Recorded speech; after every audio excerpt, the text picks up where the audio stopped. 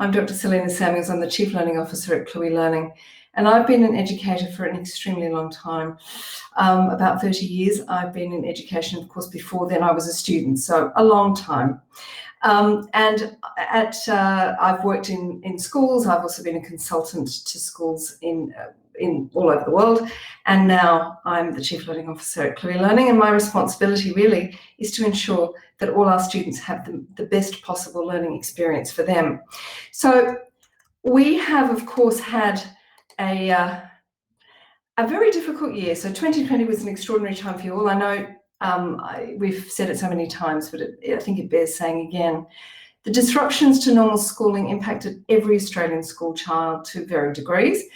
And there's been constant debate within the media, amongst leaders in education, parents, teachers and students, as to what long-term impact this may have on each individual's learning and, of course, the future of education in general. I think it's a fascinating time to be in education. It's possibly less fascinating to be a parent of a child at the moment. And there's also the uncertainty that 2021 brings. Will there be further lockdowns, and how will this impact schooling and individual children long term? There have been, of course, different approaches by each state department and, of course, different schools. I know that in Melbourne, where the biggest disruption to normal schooling took place, there have been discussions about stripping back the curriculum in the short term and focusing on the all-important core skills of literacy and numeracy. In partnership with the New South Wales Department of Education, we, that is Cluey Learning, ran a pilot program in Term 4 last year to support disadvantaged students and to address learning gaps caused or widened due to school closures. We provided in-school online tutoring in Maths and English to selected students from 6 schools, working closely with teachers to ensure the sessions built on what the students were doing in class, and we provided comprehensive reports and feedback to maximise their learning. And what doing this program really solidified even further for us is the benefit of focused attention and how important it is for students to be given the freedom to approach subjects and topics at their own pace, giving some areas additional attention if there are any gaps, and if necessary, starting from the beginning to ensure every child has a firm grasp of the content that they're studying. So that was really brought home to us with the success of that particular pilot. Feedback from both teachers and students confirmed that this more personalised approach is what helped to fill students' learning gaps and build their confidence. So in this webinar, I'd really like to share with you some of our observations from last year in terms of the impact of COVID-19, how this may affect 2021, and really offer some strategies for parents to help your children who may be struggling. At the end, I'm going to open the floor up to a Q&A where I'll attempt to answer all your questions as they flow through. And if there's anything that I can't address directly tonight, I'll make sure that we can respond to you via email tomorrow. So please feel free to ask any questions. We'll do our best to answer them. So first of all, I'm going to start by going through our key observations from last year in regard to the real impact of home learning on students during the pandemic. We undertook student and parent research throughout to really get a read on how people were feeling during such an extraordinary time. Now, the first observation, and I'm sure a lot of you have blocked this out, but the first observation was that parents were overwhelmed. They were really overwhelmed, didn't know how to cope, but there were some benefits. So much of our public discourse is understandably devoted to the health and economic impacts of COVID-19. But for many families, the biggest day-to-day transformation and disruption was home learning. And I'm sure that many of you would agree. The anxiety amongst parents rose as they struggled to support daily learning requirements, often for multiple children. According to our national study, which surveyed parents of primary-aged children in April and May in 2020, when New South Wales, Queensland and Victoria were all in lockdown, a whopping 85% of parents spent at least a couple of hours each day supporting their children's home learning. Of that figure, 30% of parents were dedicating their whole day to their child's remote learning. What's more, when it came to teaching basic literacy and numeracy skills, more than 1 in 5 parents admit they don't feel equipped to provide the necessary support. So they were really struggling. However, There was a silver lining to this for many. Parents were clearly developing new insight into what their children were doing at school and how their children learn. In fact, 65% of the parents admitted that homeschooling has given them greater understanding of how their children learn. And an unexpected benefit to this situation may well be a greater partnership between parents and teachers and a more open dialogue between parents and children when it comes to learning. I know a lot of our new students during the pandemic were sent to us when parents noticed a core learning gap or they were unable to help them through the problem themselves. And while schooling has been disrupted this year, parents now have a lot of observations to draw on to support their child's learning moving forward, and they're seeking out additional educational support such as tutoring, armed with this insight. So that has been an unexpected benefit from a very difficult period. The second key observation is that the mode of home learning was a bit of a disadvantage for some students. A large majority of respondents to our surveys indicated that while they were learning from home, the mode of learning delivery for their children was not in real time. So it was leaving the burden of that live interaction and feedback to parents. Our national survey revealed that Australian primary children were largely being educated via asynchronous teaching methods versus live teaching.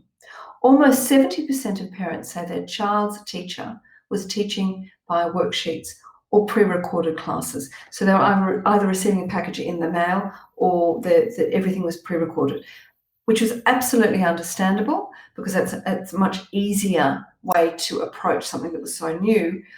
But it meant that kids weren't getting that real-time support. Now, under the right circumstances, technology can and should bolster real-time interactions between students and teachers, a trend which only some children were lucky enough to experience during the period of isolation. When we initially developed our approach to teaching and learning at Cluey, we put the real-time human connection between student and teacher at our core. And we know that it's of paramount importance for all students to have at least some direct interaction with an educator and to receive the personalised input and feedback that really fuels learning. In fact, a large number of the parents that we spoke to believe their child likes or even loves online learning, but it's that interaction that's really key. With the normalisation of working from home and utilising technology to work remotely, this early exposure may well be very beneficial to your child's future. So I think that's an interesting side effect as well, because we all know many adults who found it really hard to adjust. And I think that the kids that went through it last year will find it much easier to adjust in their own working lives. And lastly, a note on the impact on senior students. We know from last year that school disruptions had a major impact on our senior students and those gearing up to be senior students, with over 90% of the kids that we spoke to agreeing it was a stressful time, additionally stressful time for them. Study habits have also been affected, with the majority of students admitting they were studying less as a result of Covid-19. It turns out that it's not just younger students who struggled with at-home learning. More than half of senior students said they found at-home learning difficult compared with learning at school. Almost 50% said they were considering or planning to engage additional learning support, such as online tutoring, in addition to the work their school was providing. And the majority agreed this was because they needed more one-to-one support. So over the course of 2020, I spoke to a lot of kids, I advised students to use this as a unique opportunity to build resilience by learning how to manage stress.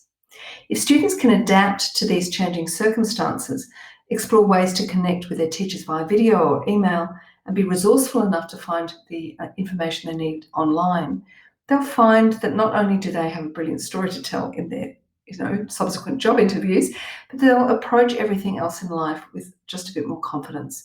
And I think it's very heartening to realise that there's no indication from the ATAR results that the class of 2020 has been in any way adversely impacted by the consequences of the school closures, at least in terms of their final marks.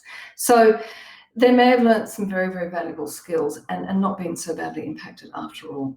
So the golden question: how will such a turbulent 2020 be felt this year? Now, first off, obviously it's going to vary from child to child.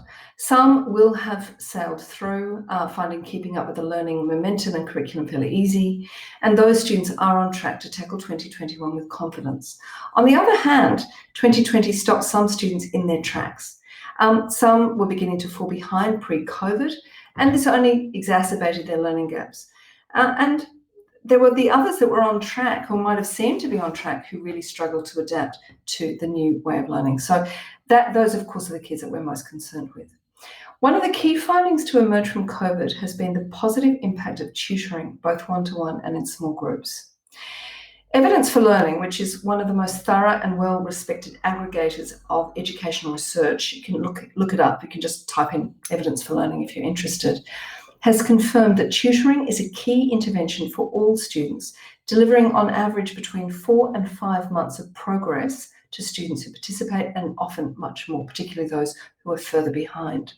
The international research supporting the value of tutoring was also behind the Grattan Institute report, which was published in June last year, and advocated for governments and education departments to support tutoring as a way to address learning loss through COVID, and indeed generally. So there's been a huge amount of research supporting tutoring as a really valuable intervention for some kids. I can imagine as a parent, you would have had many conversations with your child throughout 2020 to check in with them and see how they're feeling about the changes they're going through and the impact on their education. You may feel that the summer holidays, regardless of the disruptions that have even happened during these holidays, that these holidays act as a cleanser, allowing you and your family to take stock of the year and allow your kids to approach a new year with more motivation and enthusiasm. Before school goes back, I encourage you to revisit last year with your child and ask them how they're feeling about term 1. Although it may be hard to remember, ask them if there were any subjects or topics that they encountered in 2020 that they feel apprehensive about for the year ahead. This is a great way to start an open dialogue about the effects COVID may have had, and hopefully make them feel supported as they commence a new school year. And I think it's particularly important for kids who are going into a new school or into a new part of the school. So after a pretty topsy-turvy year and a 2021, which could, hopefully not, but maybe bring some more uncertainty, here are my top tips to start the year off strong. 1, first of all, I want to remind you how resilient children are. If they really struggled last year, all is not lost. And although it didn't seem like it at the time, adapting to a new way of doing things is generally good for kids and an experience they can draw on in the future.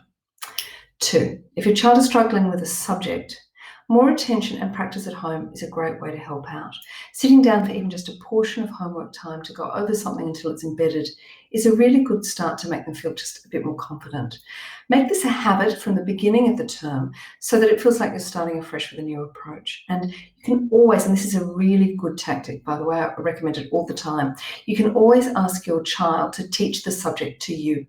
That way you can gauge their level of understanding without having to be the educator yourself. You don't even need to be very familiar with a topic to be able to tell whether they are confident and they actually know their stuff. 3, if you notice they're really struggling with a subject or concept early in the year, there's no harm in revisiting last year's textbooks or curriculum to try and pinpoint where they may have started to fall behind. Now, if you've thrown out or donated last year's textbooks, and I would not blame you if you have, there are some great resources online and in your local newsagent that you can check out. And yes, you may get a bit of resistance, but you may find your child can easily tackle the earlier, easier concepts. And then together you can arrive at the bit that they're finding difficult, and it will be easier for them to solve their own problems because the foundation is much clearer to them. And it will build rapport between you and them if you're struggling together through the same material. If you found last year particularly tough and your child is really struggling in term 1, despite trying the above tactics, it might be time to start considering additional learning resources like tutoring for some one-to-one attention from a subject matter expert. And of course, and this is really important, if you feel that your child's anxiety is out of proportion to the learning challenges that they're encountering, I would always recommend that you consult your GP as a first port of call, just to make sure that it's not something a little bit more serious going on.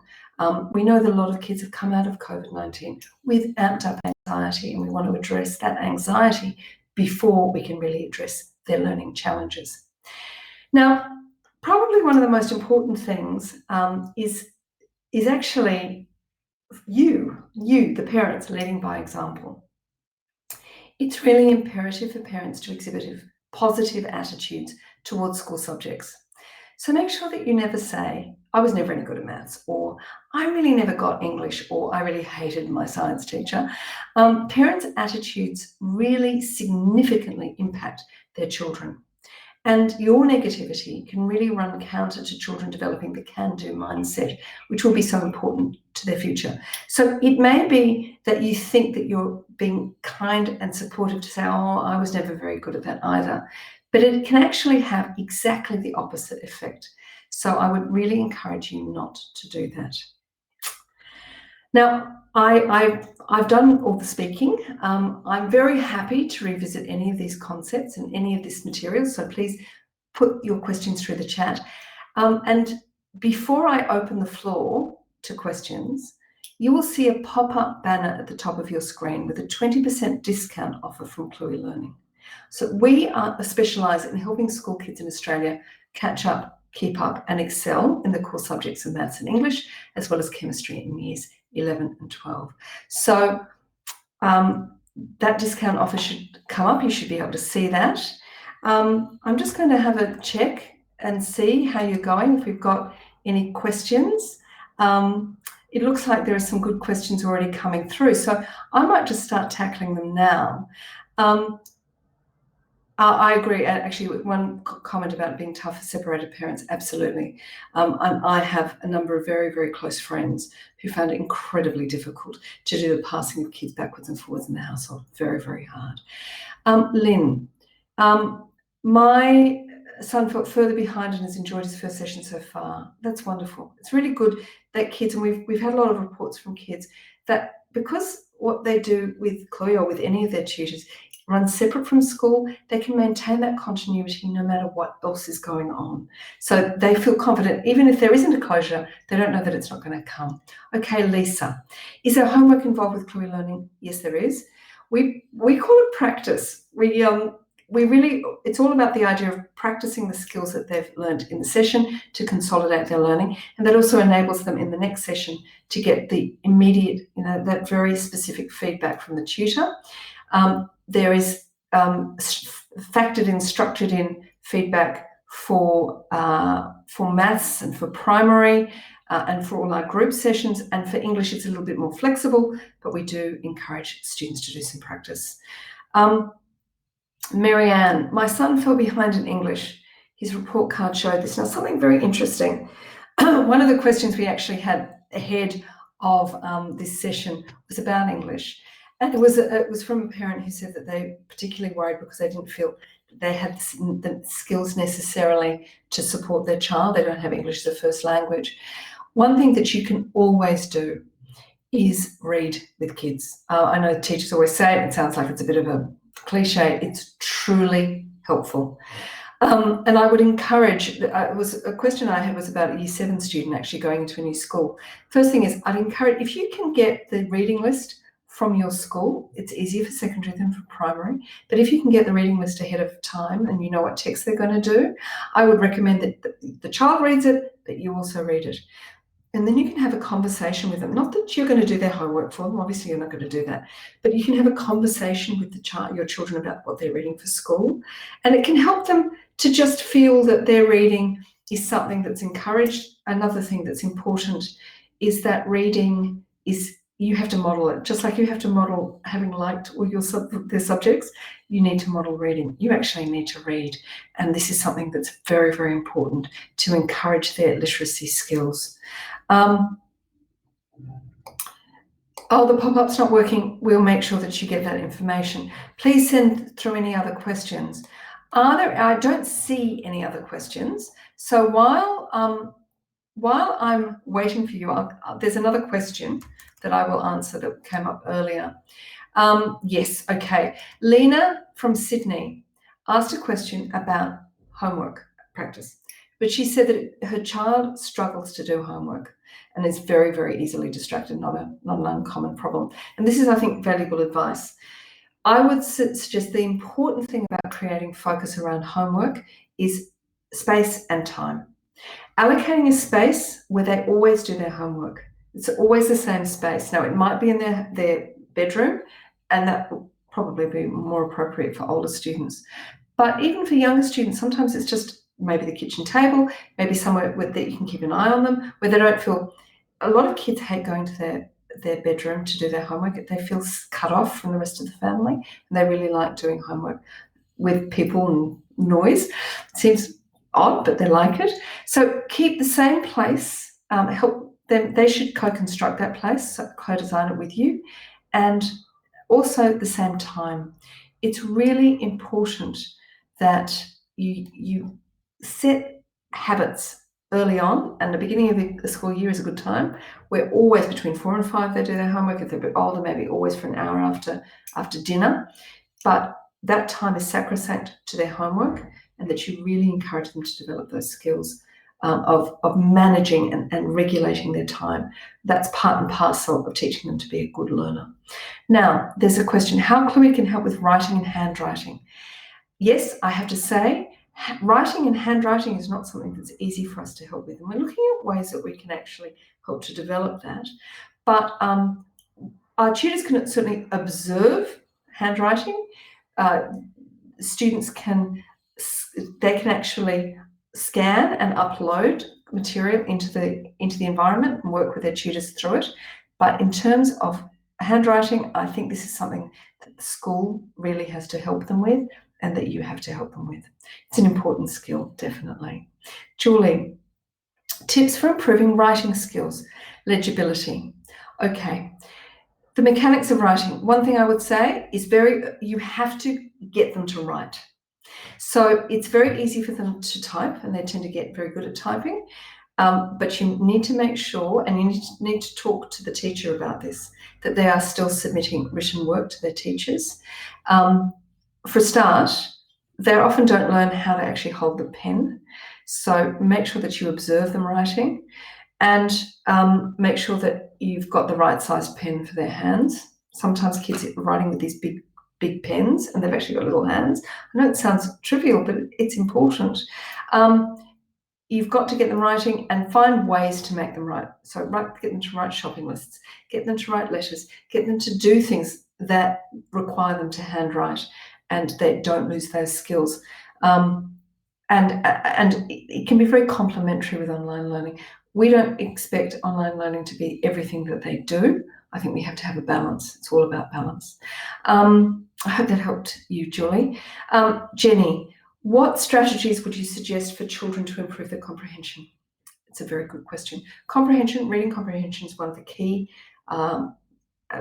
parts of literacy. It's something that we focus on very heavily at Cluey. The important thing is in reading a book with them. If you're reading with your children, don't just read the words on the page. You need to engage them with what's actually happening. And you might ask them to talk about, the younger they are, how does that illustration relate to the words on the page? You might ask them to talk about the text rather than just read it. And often with a very familiar text, it's important to continually engage them with it, so that you can tell whether they're understanding it or whether they're just remembering the words. With older kids, again, which is why it's quite valuable for you to have read the text that they're studying in class, you can just say, I didn't really like that character. What did you think of that character? But always make sure that you're getting them to back up their statement. So if they say, I really love that character, you say, why? What made you say that? So you're always having a conversation about their work and their reading. We make sure that we focus on both inferential, so both literal comprehension, so they understand the words and the syntax, but also inferential understanding, that they're connecting the dots, they're extrapolating from what they're reading. And that's a key strategy that's also part of NAPLAN and should be part of what your children do in class that you can support. Oh yes, the 13-story treehouse, 26-story treehouse. Those books are just fantastic. And look, interestingly, particularly if you have reluctant readers, look for a series. It's a key trick. But if they love a book which is part of a series, they will continue to read and you'll get them to read because, obviously they won't be frightened. A lot of kids are reluctant readers because they're frightened of reading. I know that sounds strange, but they're frightened of reading a book they don't like. So if they like one, keep going with the same thing. That's not a problem. We really just want them to read a lot, just keep reading and read things that they like. Don't feel you have to keep challenging them either, because you might put them off. If you say, oh, well, I loved Dickens, here you go. My father did that a lot. Read Dickens, they're put off, you might lose them. So let them help choose. Now, it's a very good question. And now, what series do you suggest for 7 years old? Can I get back to you on that one? Georgie, who's my colleague who's listening, we will come back to you. I will consult with my primary English head to make sure that I give you the right advice. I'm a secondary in most of my expertise, so I just want to make sure I give the best advice. You mentioned to get the reading list from the school. It should be from the school, Nancy. Only in year 12 is there a set readings list, and it's only very, very explicit in New South Wales. So ask the school what they're planning to teach next year. And that would be true. I think you'll have more success with year 7 than with year 2. They're probably not reading very long books. They might be reading just short readers, but do ask, and if they know, they'll tell you. Well, some great suggestions coming through there with books to read, and I'm sure you all know we have great advice, but I'll make sure, Anal, that we get back to you. Are there any other questions? I'm conscious of time, and you're probably quite keen to go and have your dinner if you haven't already. Anything else that I can help you with? Of course, there will be a whole series of these webinars. We're doing a series of webinars with different topics and different areas. And my colleagues, as well as I will do some others, but I've also got all my colleagues in the education team who are all very experienced educators. We'll be doing those, and you can always ask them questions as well. We'll make sure that we can answer them. Anything further? Yes, the Premier Reading Challenge lists are great. And sometimes your local bookshops, the independent bookshops, are fabulous if you can support them. They will have great advice too. And I do recommend letting your kids choose. Obviously, you can't let them choose all the books that they ever want to read. Libraries are great too, but it's important to give them some involvement in that choice, because they're going to be a little bit more engaged if they got to choose. It's always the way, isn't it? Look, thank you all very, very much. I hope that I was helpful. Good luck with the year ahead. I think it's going to be a much more hopeful year, but we have to be, I'll answer this question, Adele. Do you have suggestions on how to improve vocabulary for year 7 students? Reading. And engaging them with what they're reading.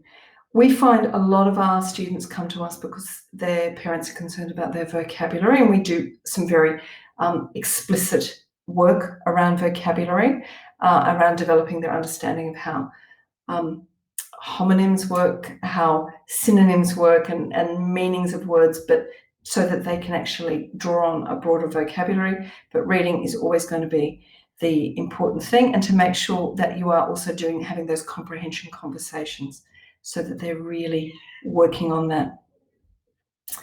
Well, thank you all very much. Have a lovely evening. Have a lovely year ahead. I hope I will see you again in another seminar, and I'll be happy to answer any other questions, and we'll get a reading list through to make sure that we give you the best possible advice.